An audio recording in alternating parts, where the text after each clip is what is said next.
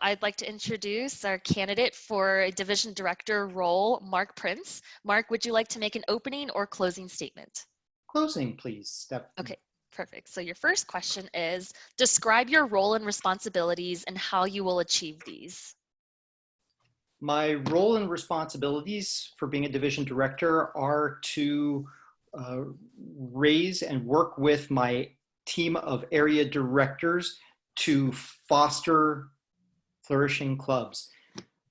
As I see it, the role is organization, putting my area directors in a position to be successful, and checking in and making sure that they're able to take each baby step along the way. It's not one of micromanage, but of putting people in a place to be successful and letting them step up to it. Thank you.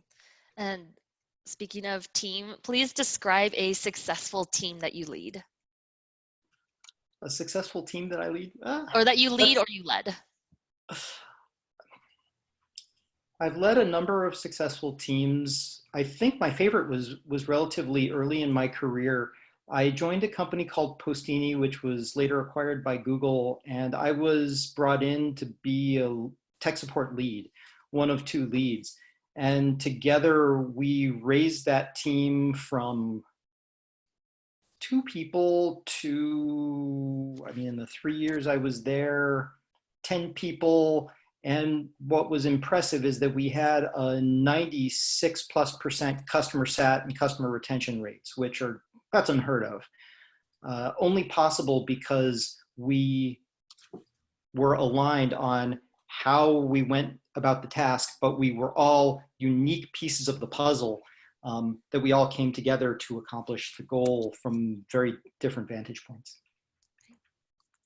And my next question is, what will you do differently than past leaders?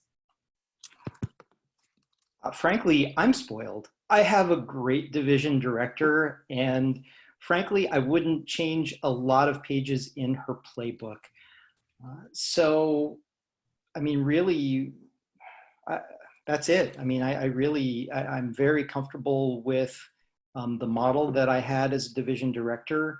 The way that I'll change it will be just doing it my way, more subtle tweaks than grand changes. All right. And that'll relate to the next question, which is, what innovative approaches will bring you to this role? Will you bring to this role? I'm not an innovator in this particular role. My chief task over the course of the next year will be refining my leadership style. My leadership style, I've been thinking about this and preparing for the interview.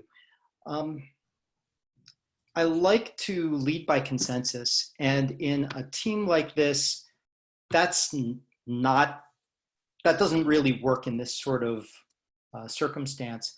So I'm going to be setting the vision and sticking with the vision and building up that vision and incorporating and lifting up the area directors to share that vision and to adapt the vision to how my area directors also see it.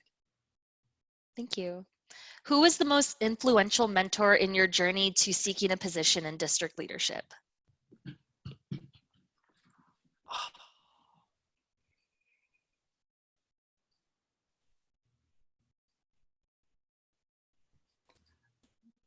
Okay, she's on the call.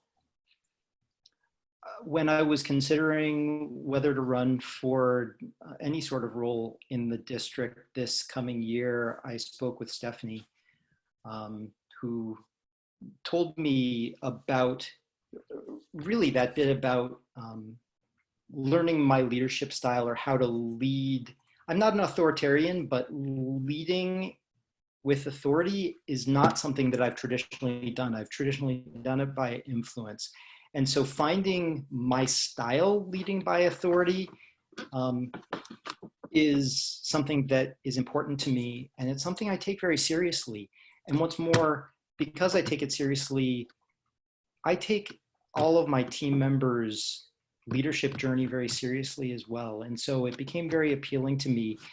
In particular, Stephanie, how you painted that. So thank you for that. All right. My next question is, what metrics of accountability and responsibility for this position would you recommend?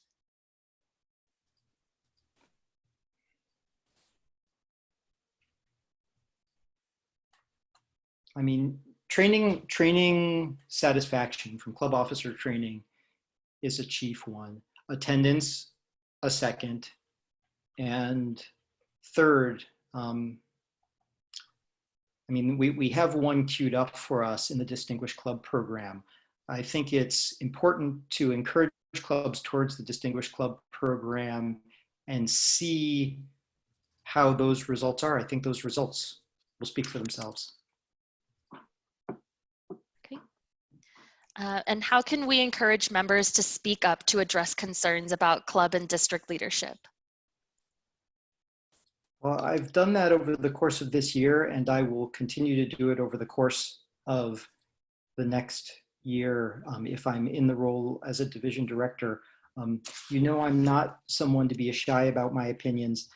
I talk them up and I share them, and I share them boldly where necessary.